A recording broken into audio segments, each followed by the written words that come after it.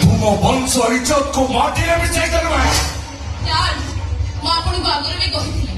ଜଗାକୁ ଛାଡି ମୁଁ କେବେ ବଞ୍ଚି ପାରିବିନି ତେଣୁ ଜଗା ପାଖ ଚାଲି କରି ତାହେଲେ ତୁ ମରିବୁ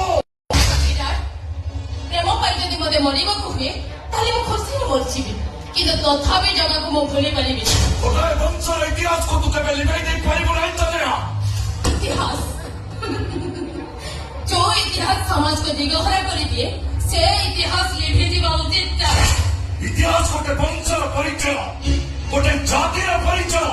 गोटे देशर आत्मा इतिहास लेखा जाए किंतु जदि विभाजन करने को इतिहास सृष्टि बुझा चेष्टा करना मनीष तो गोटे जाति से धनी हो गरीब मनीष को भाग बंटा कर श्रेणी विभाजन रखा उचित नुहे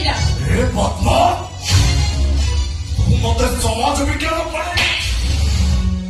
समाज भरण व्यवस्था को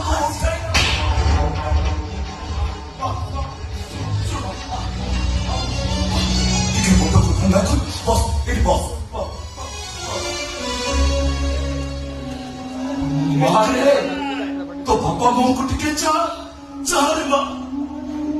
तुमर गोटे बने अड़ी अड़ी अचल संपत्तिर मालिक हो तोरे माँ